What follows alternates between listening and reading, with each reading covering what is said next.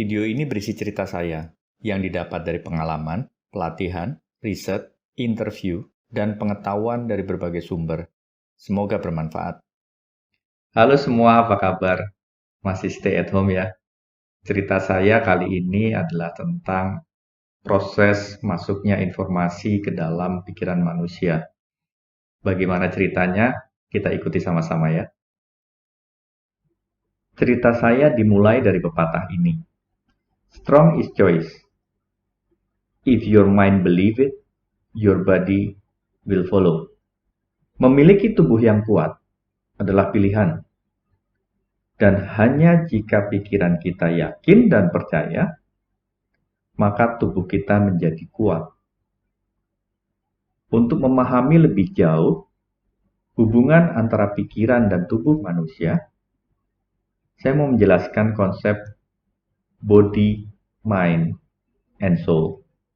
Body atau tubuh manusia seperti lingkaran ini. Dia akan dilingkupi oleh lingkaran yang lebih besar, yang disebut mind atau pikiran. Pikiran akan dilingkupi lagi oleh lingkaran yang lebih besar, yang disebut dengan soul atau jiwa. Pada cerita saya kali ini, saya mau menceritakan tentang hubungan antara pikiran dan tubuh. Hubungan antara pikiran dan jiwa akan saya ceritakan pada kesempatan yang lain. Yang disebut dengan pikiran adalah apa yang pernah saya ceritakan pada video saya sebelumnya, yaitu pikiran manusia yang terdiri dari conscious and subconscious, pikiran sadar dan pikiran bawah sadar. Konsep body, mind, and soul ini mengajarkan bahwa segala sesuatu yang dilakukan oleh tubuh kita diperintahkan oleh pikiran. Jadi perilaku manusia itu dikelola dan dipengaruhi oleh pikirannya, sehingga pikiran mempunyai peran yang sangat penting dalam mengatur pola tingkah laku manusia. Untuk menjalankan peran yang penting ini, maka pikiran seharusnya diisi oleh informasi-informasi yang positif, sehingga dia bisa memerintahkan tubuh untuk berperilaku secara positif juga. Sebelum saya bercerita lebih jauh tentang bagaimana informasi itu masuk ke dalam pikiran manusia, saya mau bercerita tentang ini dulu. Bahwa pikiran manusia tidak dapat memproses segala sesuatu yang belum pernah ada dalam memori pikiran. Sekarang kita coba praktekkan ya. Saya akan memunculkan satu kata, ini. Pasti pikiran akan dengan mudah memproses dan memunculkan gambar ini di pikiran kita. Begitu juga perintah. Jika ada perintah seperti ini, maka pikiran akan dengan mudah memproses dan memunculkan gambar dan memerintahkan tubuh untuk melakukannya. Kita coba satu lagi. Jika ada kata ini, apakah otak memahaminya? Mungkin bingung. Bagi mereka yang belajar bahasa Spanyol mungkin tidak bingung. Tapi kita yang tidak pernah dapat informasi tentang kata corriendo dan itu belum pernah ada dalam memori pikiran kita, maka kita tidak dapat melakukan apapun. Karena nggak jelas, nggak bisa diproses. Untuk diketahui, corriendo ini artinya berlari juga dalam bahasa Spanyol. Kita lanjut lagi ceritanya ya. Bagaimana informasi itu masuk ke dalam pikiran manusia? Ada jendela-jendelanya untuk masuk. Yang pertama, orang mengenal yang namanya visual, penglihatan. Yang kedua, auditory, pendengaran. Yang ketiga, kinestetik atau perabaan, perasaan, atau melakukan sesuatu. Lalu bagaimana informasi ini masuk dan diolah dalam pikiran kita melalui ketiga jendela ini? Ilustrasinya begini.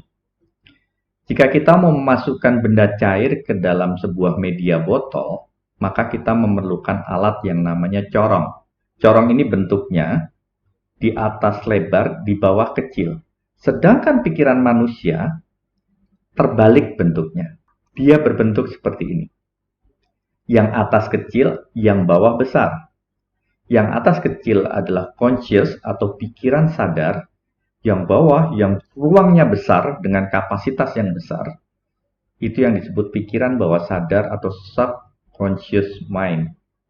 Pada video terdahulu kita sudah pelajari bahwa conscious itu mempengaruhi 10-15% perilaku manusia setiap hari.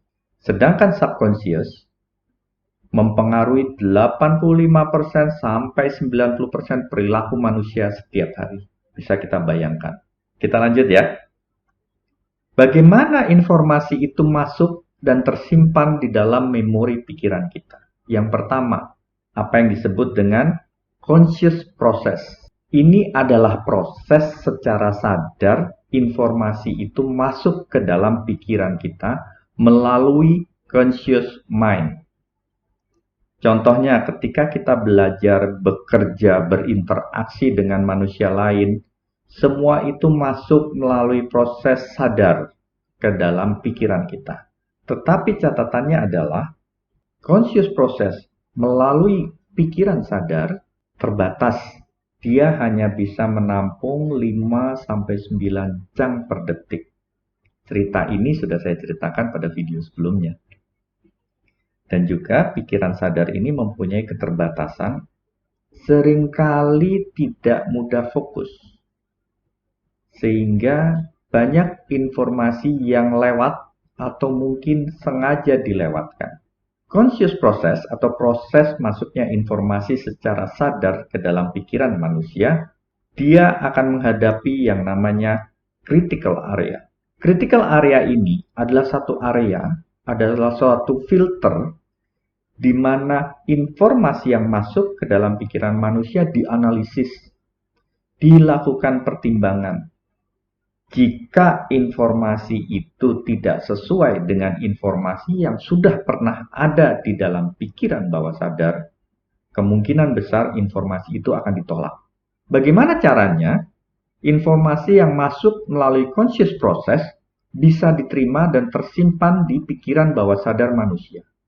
Biasanya yang dilakukan adalah repetisi, mengulang terus informasi itu agar dia menembus critical area. Pengulangan pada proses menghafal itu adalah upaya untuk menembus critical area ini. Selain repetisi, relaksasi juga bisa dipakai untuk menembus critical area ini. Pada sesi berikutnya, saya akan bercerita tentang gelombang pikiran untuk membawa pikiran kita pada kondisi relaksasi. Proses selanjutnya adalah apa yang disebut dengan subliminal process.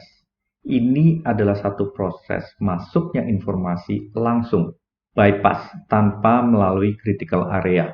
Sehingga tidak sempat dikritisi, tidak sempat dianalisis, dan dia langsung masuk. Proses lain adalah apa yang disebut dengan pre-conscious process. Kedua proses ini langsung melalui pikiran bawah sadar. Apa bedanya? Subliminal process adalah proses yang dengan sengaja dilakukan, sedangkan pre-conscious process adalah proses yang berlangsung begitu saja, tanpa direncanakan. Pada sesi berikutnya, saya akan bercerita tentang gelombang pikiran manusia. Untuk cerita kali ini, saya akhiri. Terima kasih banyak sudah mau mendengarkan cerita saya. Stay at home and see you.